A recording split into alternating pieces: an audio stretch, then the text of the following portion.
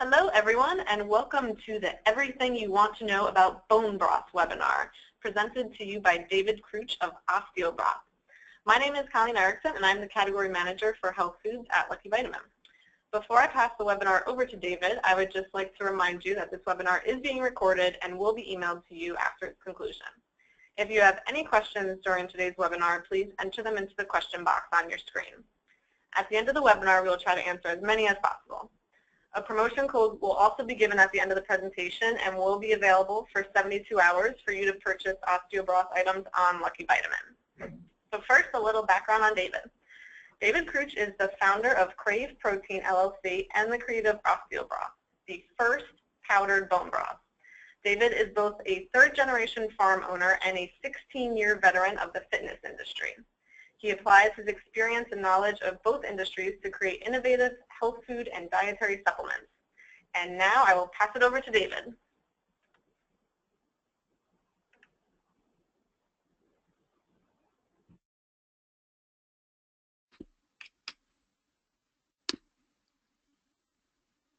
Thank you very much, Colleen.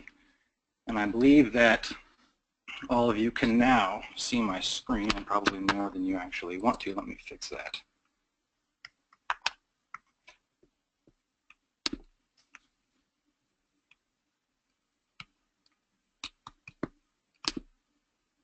Okay, we're good to go. Well, thank you, Colleen, and thank you, LuckyVitamin, for putting on these webinars. They're all very informative. Today we're going to talk about bone broth. A couple of words that were not very popular a few years ago, words that really weren't in our vernacular, and now they are very popular. One of the most popular and trending health foods out there. And I'm going to give you my perspective on bone broth, how I came to be in the bone broth industry, why it's so good for us, a little bit of a history, how to make it yourself, where you can buy it, and why we can benefit from it. And hopefully I can answer any questions that you may have. As Colleen mentioned, I was in the fitness industry for many, many years, and I come from a background of farming. And healthy foods, natural foods, environmentally friendly foods have always been very important to me. Combine that with my fitness background, and health and fitness is obviously very important to me as well. And this product and bone broth as a category was a natural fit for me. So you guys are all here because you've heard of bone broth, you're familiar with bone broth, maybe you make it yourself, but at the very least, you've heard a fair amount of the buzz, and it is out there. You can't turn on the news lately without hearing something about bone broth, whether it's a Today Show or it's Selma Hayek touting it as her beauty secret, or Kobe Bryant talking about how this helped him recover faster. It's everywhere, and rightfully so. Celebrity chefs are touting its benefits. Doctors on TV are talking about it. And I got very curious about why. And my journey really started 7 years ago. And that's before bone broth was really a thing yet. And I had a practice in Chicago where I did a form of physical therapy called muscle activation techniques. And I had a client come to me one day asking if I was familiar with a medicinal broth or a nutritive broth, and I said no, because I wasn't. And that very same week, one of my best friends who has Lyme disease brought up a nutritive broth. And it kind of raised a flag because that was the second time I had heard of this in the same week. And again, rewind 7 years ago, this wasn't on the tip of all of our tongues like it is today. So I had a handful of questions about it, and I went online and Googled and looked up blogs, and there wasn't a whole lot of information on it. But what was interesting was the places that I found information were all these forums that were disease state specific, whether it was a Lyme disease forum or an ulcerative colitis forum or a joint health forum. A lot of people were touting the benefits of bone broth, and I got very curious about why. Why is this thing being talked about so much? What's so special about it? Why is it different than just soup or broth or stock? What is this stuff? And why isn't it more popular if these disease state specific experts are already talking about it?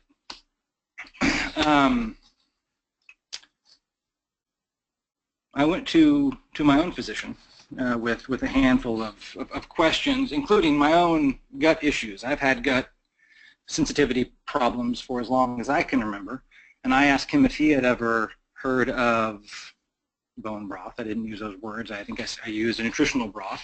And he said, as a matter of fact, yes, he has, and he recommends it to a lot of his patients, with a handful of caveats, mostly being that no one makes it, or they make it once and they don't make it again and again and again. But he was very familiar with it, and he did recommend it. And that piqued my interest even more, because that was straight from the horse's mouth of someone that I respect a lot. So let's start off with a few definitions and get into what bone broth is, and a little bit about what it isn't as well. These definitions here are straight from the book The Nourished Kitchen, which is a really great book.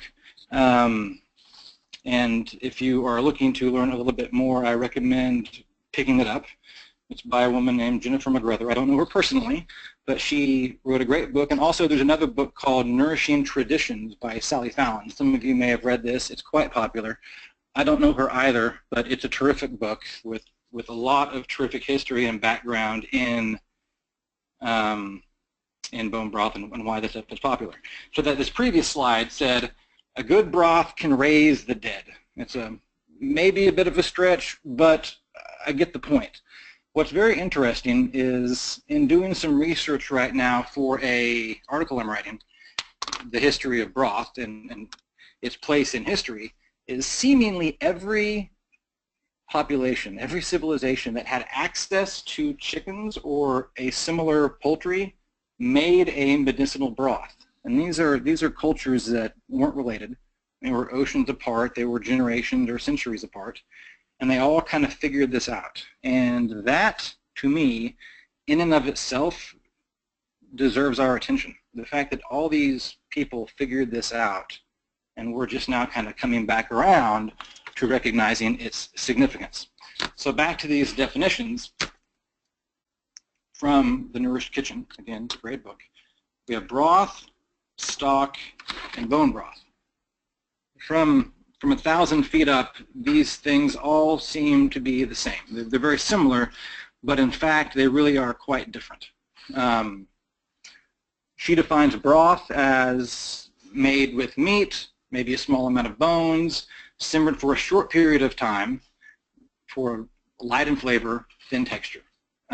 Rich in protein coming from the meat, not the bones, if it's only cooked for that short amount of time. Stock, more bones, maybe a little bit of meat as well, often roasted, made for a few hours. This is a much more flavorful version of a broth. Bone broth cooked a much longer time, really trying to pull the protein from the bones and the connective tissue. All very similar, but all very different. And there's a word that I really think that works well when defining bone broth, and that is intention. Bone broth is intentionally made for its nutrition and its healthy benefits. That's a big deal because intention really matters. Why you do it really matters. Is bone broth soup? Yes, but so is broccoli cheese soup, and they're very different. Is it similar to a stock? Yes. Similar to a broth? Yes. But it is different because it was purposely made for the health, as opposed to being made to taste great, incidental healthy benefits. The intention really matters. And a neat little analogy is if I pour water over ground coffee, what do I get? I get coffee. But I also get espresso. And they're different, even though they're made from the same thing. And they're so different that it sparked an entire industry. and it allowed Starbucks to become one of our country's largest companies. It's different enough to require a new definition. Espresso and coffee, they're different, even though they're the same thing. Stock and broth and bone broth, they're different, even though they're made from the same components. And that intention is the biggest difference. We are trying to pull out the nutrients. We are purposefully trying to make this healthy. And the fact that it tastes pretty good is incidental, even though it does taste great. I'm a big fan of the flavor of bone broth, but that's not why I make it. I make it because it's good for us. And the flavor is secondary. This is a little example of exactly that. I had an associate pull a few labels from the web. There is a powdered stock, a bouillon, a chicken broth, and Osteobroth. And the first thing you're going to notice is, well, it may not be the first thing, but if you look at the protein content, that's one major indicator if you're really looking at a bone broth or not. Because a real bone broth is largely protein. The other big difference is our sodium levels and all the other junk that goes inside any type of broth or stock that was made for its flavor. And the second one over from the left, the bouillon, that's the ultimate expression of something made for flavor. That's the whole point of a bouillon, is to be flavor. But if you look at the ingredients, salt, sugar, yada, yada, yada, it's not about the health. It's not about being good for you. It's about being tasty. And I'm sure it's very tasty. And they probably do very good at their job, but that's not our job. We kind of screwed up when we got away from making things on our own, and when convenience became so important. You know, we can blame it on the Industrial Revolution, we can blame it on schedules, but we started buying things out of packages, out of boxes, and they became less and less and less natural. They became more processed, and they started to find very inexpensive ways to deliver a similar flavor. And that's exactly what these products have done. If you look at the chicken broth label, the third one over, there's nothing wrong with it. It's absolutely fine. I'm not a big fan of yeast extract. I think that we're not too far away from that being frowned upon as heavily as MSG is. But other than that, it's a fine product. There's not much protein. There's quite a bit of sodium. You can see how this wouldn't necessarily be a health food, but it can be something you cook with. It's a fine thing to have in the cupboard, but it's not what our grandmother used to make. It's not what these civilizations around the world created as a medicinal broth. It's just something to cook with. Nothing inherently wrong with it, but not what we're going for. It's not our purpose. So what about bone broth is so impactful? Why is it so important? When I went on this journey of trying to figure out what about bone broth was so healthy, so good for us, it took me to a few different places. For one, I had to figure out what are the different nutritional components that we're pulling out of these bones and connective tissue that's so great. It can't just be this magic that's undefined. Let's figure it out. And then let's really figure out what it can do and how can it really impact so many people with so many different disease states. And the nutrients that seemed to be so very important and powerful are on this page here. One of the most important being collagen protein. And this very specific collagen matrix, this amino acid profile that's in this chicken broth is incredibly important. Chondroitin sulfate is another very powerful component to bone broth, and Osteobroth happens to have a guaranteed level of chondroitin in every serving, which makes it very stable.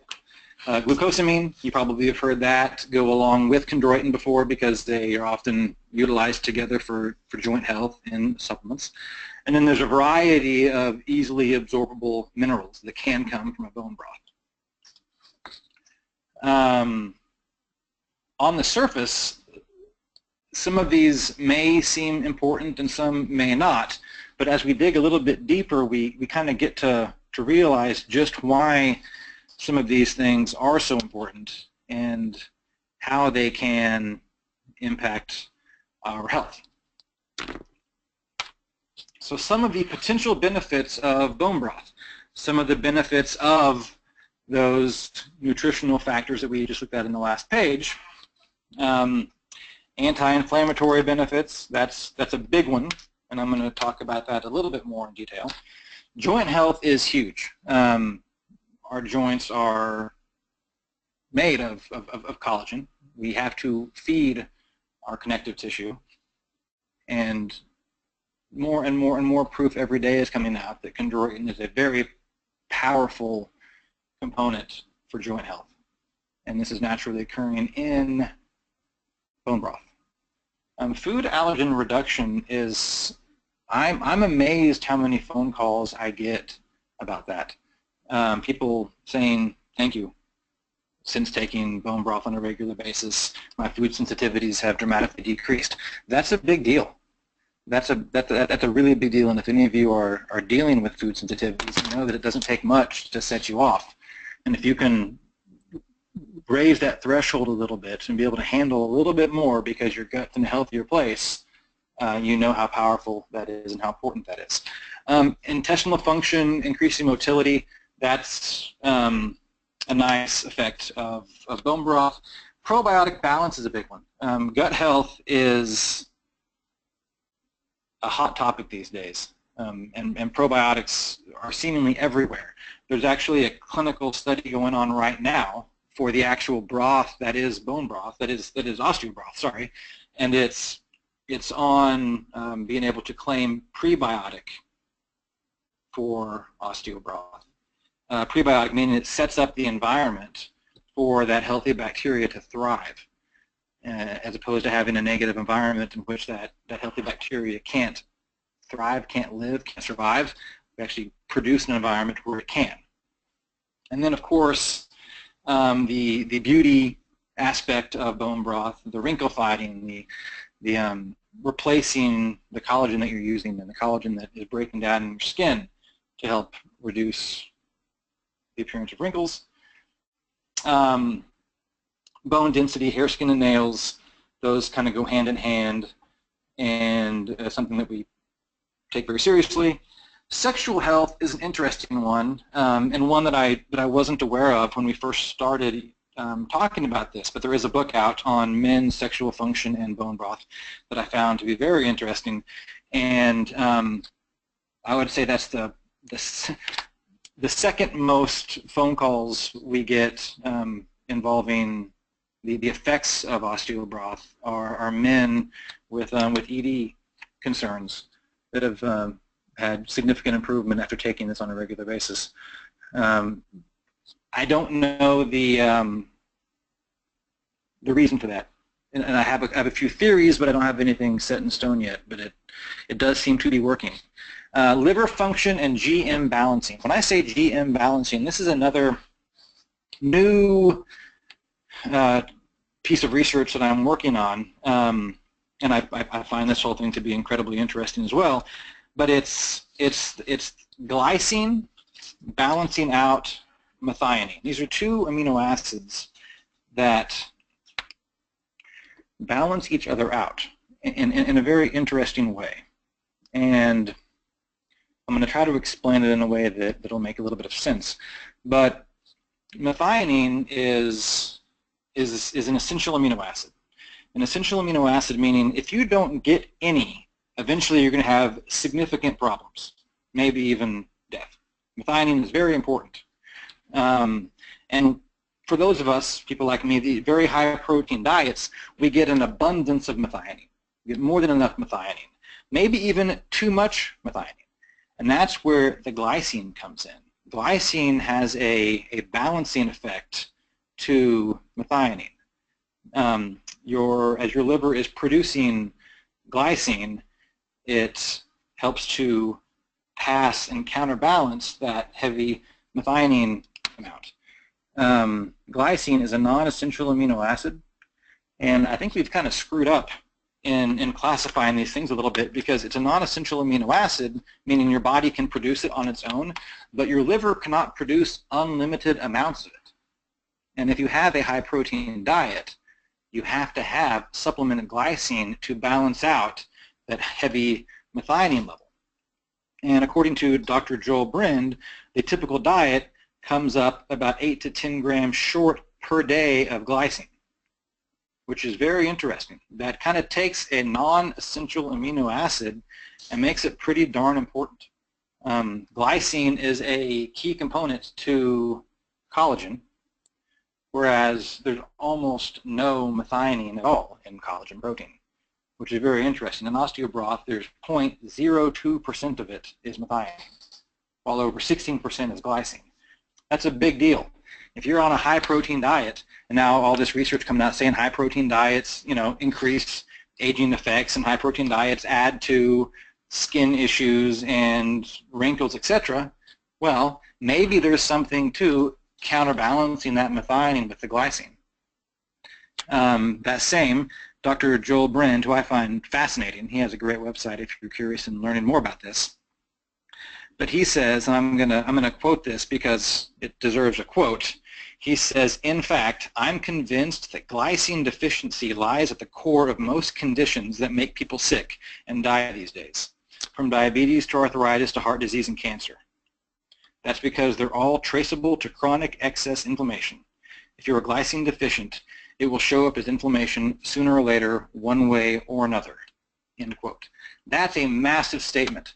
And we all know that subclinical inflammation is the precursor to all of these disease states. We know that inflammatory disease states are killing us. And if we can find healthy ways to eliminate this inflammation, if we can find ways to naturally get back to a better balance, we should take that very seriously. And I believe that bone broth is a natural way to do that. I think that this uptick in these inflammatory disease states and our eliminating this type of food from our diet have gone hand in hand. And as you've seen one go up, you've seen the other go down. I hope that reintroducing foods like a bone broth back into our diet can see a lot of people get a lot healthier. Let's dig into a few of these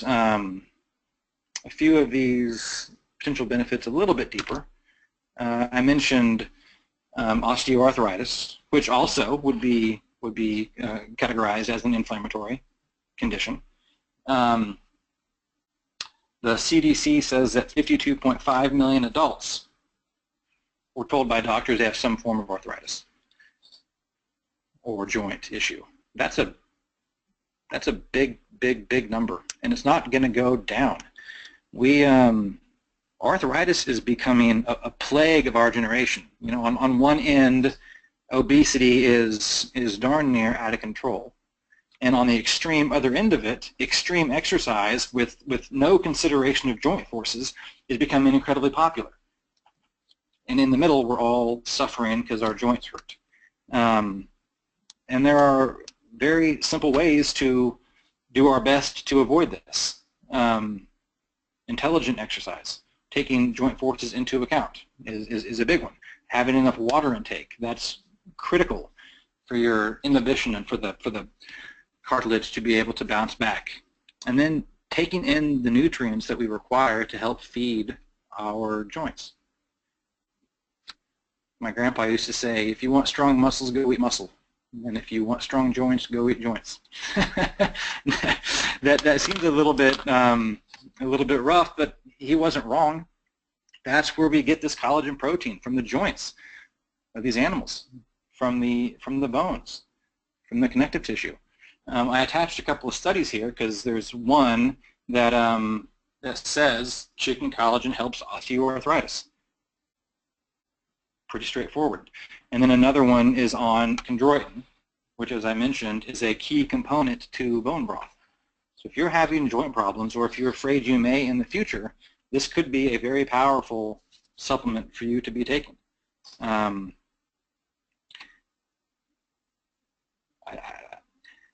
don't know that arthritis was a big problem 50 years ago. Maybe it was. I haven't done research in that direction, but it sure seems to be getting worse. And it's something that you can stave off or prevent. And if there's easy ways to do it, well, I certainly recommend it. Another big bone broth population is this healthy skin and beauty industry. Whether it's Gwyneth Paltrow or Salma Hayek saying that it's their beauty secret, or it's the articles saying that bone broth is the new Botox. Those are big statements, but there's something to it. You know, as the collagen in your skin breaks down, you have to be able to replace that collagen. And we've effectively stopped eating collagen. We eat a lot of white meat food and broth out of a can or a jar, and it's not the same thing. There aren't that many places that we can find high collagen level foods, and if we're avoiding them, we're missing out on something. And that kind of takes me to another point, but I am more and more convinced that the nutrients inside of bone broth are essential nutrients. They're critical. And we know what happens when we don't get enough vitamin C. And we know what happens if we don't get enough iron. And I think we're just now starting to figure out what happens if we're missing these other nutrients as well. If we're missing out on the collagen protein and the chondroitin and all these minerals, the glycine to balance out the methionine. I think these disease states uptick. I think we feel a whole lot worse. I'm not saying it's as powerful as the South American proverb where we can raise the dead, but I think we can do a lot of good. And there are some great side effects like increasing beauty as well. We're living a whole lot longer these days. And if we can have less joint pain and have smoother skin throughout the process, for it. Gut health is, as I mentioned, a big deal these days. And we're realizing that it all happens in the gut. And that if our food is not able to process properly, and if our gut isn't able to absorb nutrients properly, we're missing out on a lot. We go to gluten-free expos on a regular basis, and it's amazing how many can't wait to talk to you about their Crohn's and their irritable bowel and their leaky gut. And these problems have become so impactful on these people that they become their identity. And it's, hi, I'm Bob, and I've got Crohn's disease, or whatever it happens to be, and it's sad. It's sad, and if they can find ways to fix that, they're going to do anything. And that population, the irritable bowel, Crohn's, UC, leaky gut, digestive health population was talking about bone broth long before it was called bone broth. In every form I looked at, people were recommending to make your own stock, freeze it, drink it every day. It'll fix you, yada, yada, yada. This was before it was a popular thing. This is why it became a popular thing. It's kind of hard to believe that bone broth can actually affect all of these things. How can one food have such a dramatic impact on gut health and joint health and skin and Lyme disease and autoimmune diseases and inflammation? Is it fixing any of those things? Maybe. I don't know. I hope so. Or are we so deficient in some of these components that our body is doing anything it can to try to find them? We're so deficient that we're just on edge. And if we can take in some of these essential nutrients and feed our body what it's asking for, maybe it can then go deal with some of the other issues that you're dealing with. Maybe some of these other things that are bothering you won't be so prevalent if you're not under a stress of lacking critical nutrients. And that seems a little bit more likely to me, that this is just a critical nutrient that we have denied ourselves for too long because convenience was king, and now we're realizing just how important it is, and now we're getting back to getting this on a regular basis. It makes sense. Okay, so I've talked a lot about how great I think this stuff is and what it can do for you. Where can you find it? Where can you get it? How can you make it?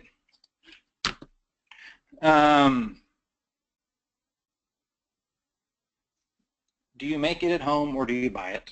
And if you are going to make it, how do you make it? And what type of bone should you use, et cetera, et cetera. So in terms of where you can get it a lot of places. You can get it at places like LuckyVitamin, which I recommend highly. You can also get it while walking down the street in New York. I don't know, some of you have probably heard of Broth. It's a little kiosk takeout window in New York City, and I've been there a couple times, and it's awesome. It's you get a cup of bone broth, like you've got a coffee cup, and you can walk around the city and sip on your bone broth instead of on your latte. And they offer a handful of add-ins and ways to spice it up and change the flavor, and you end up paying, you know, $5 to $9 per cup, depending on what you get and how many and what size, and it's totally worth it. It's delicious. I love that that's an option, and it's getting more and more popular. I was in a store the other day that had bone broth to go, and it was, you know, in a little carafe, and you could pour some out and buy a cup. I think that that's the future. It's not going anywhere. This is an important enough thing, and people are recognizing how impactful it is on them, and they want it to be convenient. And it is now. It's very convenient.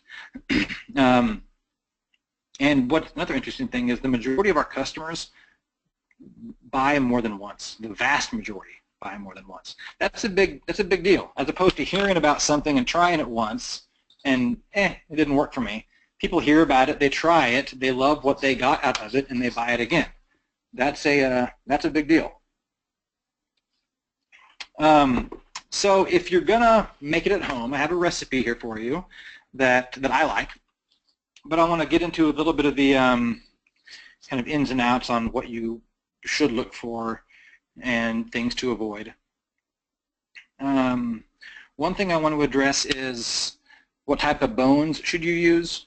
I am very partial to chicken over beef. That being said, I do make my own beef broth. I do.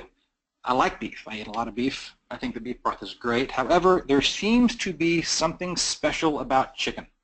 There really does. And I think that's why it was always chicken soup for the soul and not beef soup for the soul, and why it was always grandma's chicken soup, not grandma's beef soup. There seems to be something special about that specific chicken collagen that is different. And I'm not saying I'm right. That's just what seems to be the case, and history seems to back me up. That being said, beef is great too. The one concern I have with beef, and it's the one reason that my company doesn't currently make a beef, we may make a beef, is heavy metal levels. You may have seen a few articles on heavy metal, and is that a consideration for bone broth? You need to be concerned about that. And with beef, maybe, because you're using cows that have been out there in the pasture for a couple of years, and they have the ability to absorb a lot of those heavy metals into their bones. Not necessarily going to be there, but they could be there. When you're dealing with chicken, like we do, we use fresh young chickens, so they're all 6 to 8 weeks old. They've had no time to build up heavy metals in their bones, so there's no heavy metals to then pass on via the broth. And when we get ours tested, and we do regularly, our heavy metal count is almost nothing. We pass with flying colors because there's just no time for those metals to build up in the birds. So I am partial to chicken. However, I do love beef as well. I do see that there could be a couple of concerns, so it's only fair for me to pass those on to you. So how do you make it? Here is a recipe and kind of a process that I go through sometimes when I'm making it at home. The first 2 points are optional, although I like them. I like to blanch the bones a little bit. You'll see that some people recommend that to get some, they'll say, some of the funk off the bones. You don't have to do it, but it does tend to add a little bit of a cleaner flavor if you blanch the bones, then take them out, then roast them. When you're roasting the bones, that's really where you're bringing out the flavor. You're not necessarily changing the nutritionals at that point, but you're really bringing about this roasted, almost meatier flavor. So I'm a big fan of that. And then you get to choose, large pot, crock pot, pressure cooker. When we're making osteobroth, there's a significant pressure cooking step involved. Pressure cookers will shorten your time. One of the big negatives to making a homemade broth is that it takes forever. You can get more done with a pressure cooker, although they're not as popular as they used to be, but they do work well here. The more bones, the better. Really put them all in there. It's okay if a few of them are sticking out of the water a little bit, but really you can make it with just a couple bones, but more is better. Vinegar helps to break down the connective tissue and really kind of get into the center of the bone a little bit. It's less necessary if you're using a pressure cooker because that pressure has the ability to kind of harness the middle of the bone and really pull that protein out. But if you're not using the pressure cooker, the vinegar is a really nice step to help with the process. And then you're cooking it on a low heat for a really long time. You can cook chicken 24 hours very easily if you do it right. Beef, those big, thick, hefty beef bones, you can cook those for a really long time. I've cooked them as long as 72 hours. And again, if you're using a pressure cooker, that just reduces the amount of time you have to cook and get the same result. I'm really a big fan of adding spices at the very end. You got an hour or two to go. Toss in anything you want to make it taste the way you want. If you just make a broth and add nothing to it, it's not what you expect. It tastes different than what you're thinking. You probably want a little bit of salt. Maybe you want sage or celery or anything else in there that you like. But if you do make it with just the chicken, and that's how we start, if you make it with just the bones themselves, there's a lot of flexibility in how you can take it and turn it around and make it taste the way you want. You want to strain out any of the bones. They're probably already falling apart at this point in time. And then make sure you drink it or freeze it. This stuff doesn't stay good forever.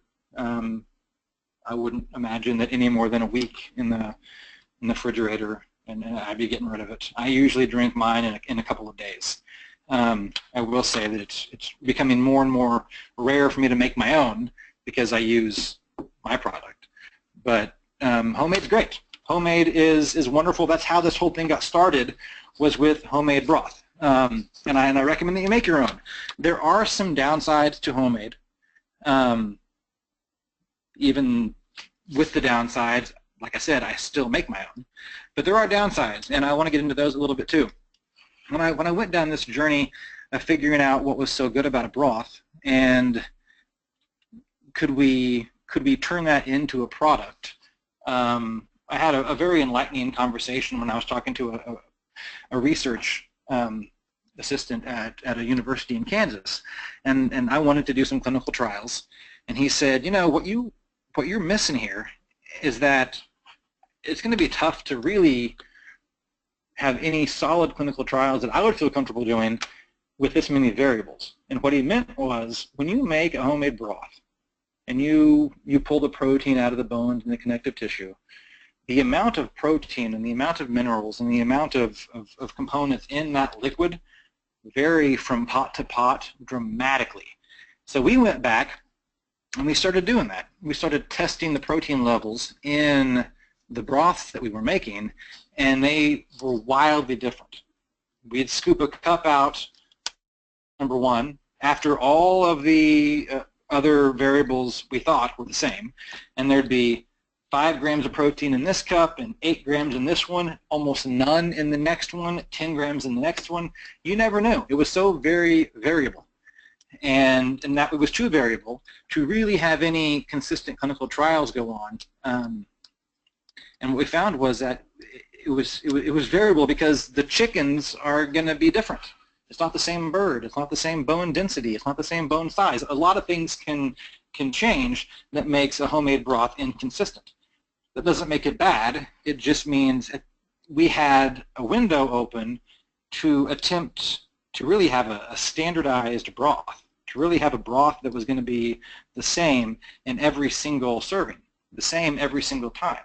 And our goal, and what we had to do was we had to not have a liquid broth. We realized that when all of these proteins and components are in this liquid, it's far too variable. But if we dehydrate it and get rid of all of the water and then blend the powders together, we can have consistency in every single serving.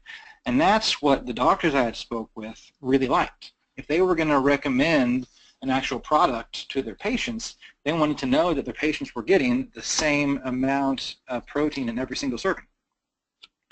So we had effectively standardized a broth and standardized it enough to be able to run clinical trials and eliminate the variability of that variable nutrition. Again, I'm not poo-pooing homemade broth, but that doesn't mean that something better doesn't exist. So our product is Osteobroth. Osteo meaning bone. It is USDA-inspected fresh chickens, no added hormones, no antibiotics, nothing artificial, and we're able to deliver 12 grams of protein and just 50 calories in every single serving. And that is the home run in supplementation of broth. And if you're really trying to take it because you're trying to fix something, with supplementation, consistency is key. No one's ever said take 1,000 milligrams of vitamin C and then however much you want after that. No, it's been take the same amount every single day, yada yada yada, and now you can do that in a consistent shelf-stable form. So when these doctors were saying, yes, I recommend bone broth, but, and there's always a but, patient compliance is awful. People don't want to make it. Or they make it once and then they kind of forget about it. Or they go through the process of making it once, and after they've sourced the bones and made their house smell awful for 48 hours and tried to freeze some and drink some, and then they have to do it again in 3 days, it didn't happen. It didn't happen enough, being that so many different people can benefit from this. So that consistency and that convenience became critical. With a 2-year shelf life in a powdered form, it becomes exceptionally versatile. I'm drinking some right now, as a matter of fact. It took me 1 minute to make as opposed to 48 hours. So the powdered component of this really is one of the best benefits about it. Homemade's great, liquid's great, but if you really want to get consistent and if you really want to have something that's closer to a standardized specific supplement, then you want something that can guarantee the protein, the collagen, the chondroitin, et cetera, et cetera, et cetera. One of the fun parts of Osteobroth is that its versatility allows you to not have to just have a sipping broth. Meaning, yes, you can make a cup of broth and sip on it, but you can also just take a couple tablespoons and sprinkle it in the veggies you're stir frying. Sprinkle it in the rice that you're making. Make it thicker, make it lighter, spice it up on your own. As opposed to having to spice it up as you're cooking this stuff, you can spice it up now. I added a little bit of lemon to mine, and it's light and delicious. Yesterday, I took all of the vegetables that I had made the night before and the meat, and I just made a cup of Osteobroth and added it all together and made a delicious soup, and it took a minute. So the versatility is really convenient, and if this stuff is as powerful as it seems to be, we need to be taking this on a regular basis. And versatility then becomes really nice. The convenience of it. We have a new travel size that you can take with you on traveling. It becomes possible, whereas the only option being to go to the butcher, go home and cook for an entire day just isn't feasible for everyone. And this is just an example of ways you can make it your own. Because it's a fairly gentle flavored broth, you can add just a little bit of spices to the finished product, and you can really change it and make it your own. And I love when customers write in with their own recipes, whether it's a Thai curry dish or just a new way to drink it. It's almost unlimited in the ways you get to actually use this. And that's us. That's our presentation. That's a fair amount of information about bone broth. I welcome any questions that you may have, and I thank you all for being here. Thank you. Thank you, David, for all that great information, very thorough, and now I'm sure everybody knows a lot more about bone broth. I must say I am an avid user of bone broth, and I absolutely love Osteobroth, so good job making it. So we will begin the Q&A session. So for everybody listening, if you haven't done so, please type in any questions you may have into the question box. But we did get a few coming through during the webinar. So first question, do you know, for those vegetarians out there, if there's any kind of vegetarian option that gives the similar benefits to bone broth? Great question, and I wish I had a better answer for you. There are some companies that are making a veggie broth. The problem is, breaking down their amino acid profile, it's still not very high in this collagen protein that we're looking for. So it becomes a very different product altogether. I don't know of any, although on my list of things I really want to create is a very impactful, powerful veggie broth. I just don't know how to do it. It seems like that word bone is so critical in this thing, and until I figure out the best version of a veggie bone, I don't have it. But so no, I'm sorry. I wish I had a better answer for you. But I'm not done looking, and you'll know if I find one. All right, sounds good. So when you were going over the recipe section, we got a few questions, just trying to get more details on it. How long do you roast the bones in the oven, and at what temperature do you set it to? Sure. I roast the bones at 450, so pretty darn hot, and I roast them for a while. 20 minutes won't really do it. I would say north of an hour, but I often go 2 to 3 hours.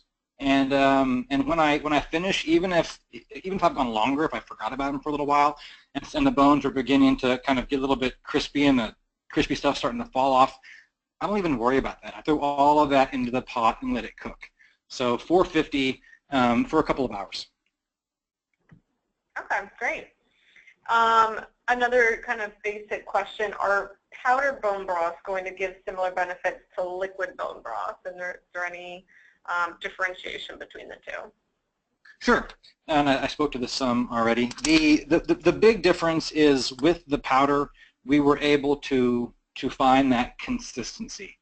You weren't missing anything in a true powdered bone broth. You were just gaining that ability to have the same nutrients in every single serving. I will say this, look at what you're buying though, look at the ingredients. I saw a bone broth the other day that had 0 bone broth in it, had 0 broth in it. It was just a random configuration of ingredients, and they called it something bone broth. And so make sure that what you're getting, make sure the ingredients are chicken broth or beef broth or bone broth. Because bone broth could, I think there's a lot of people out there trying to capitalize on a very hot market. So make sure you're not just getting something that's powdered and tastes good. Make sure what you're getting is truly the healthy broth that you're looking for. But yes, you can certainly get the same benefits, if not more, from a powdered product because of its consistency. Okay, perfect. That makes sense. One kind of random question, I'm not sure if you know this, but are you able to feed your bone broth to dogs? So you can, but there is a small amount of onion and garlic in Osteobroth. I know on the list of things that dogs don't handle very well, onion and garlic are often listed. At least onion is, and I believe garlic's kind of in the same family. There's not a lot in there, but there might be enough to avoid that. And maybe you want to do your own research on, can your particular dog handle a small amount of onion, but the broth itself for them is wonderful. Okay, great. So if anything, do maybe a small test before really dumping it into food. Yeah. But yes, thank you again, David, for all that great information and for answering everyone's questions. We're actually going to wrap this up now. If you haven't already done so, please register for our upcoming webinar, which is How to Fuel for Athletic Performance on Wednesday, October 12th. For more information on webinars, please visit LuckyVitamin.com and search keyword webinar. So now please see the screen for our exclusive promo code. Remember, this code is active now and will be active until Saturday the 17th. Thank you again, everyone, for joining, and thank you, David. I hope everyone enjoyed the webinar. Thank you very much.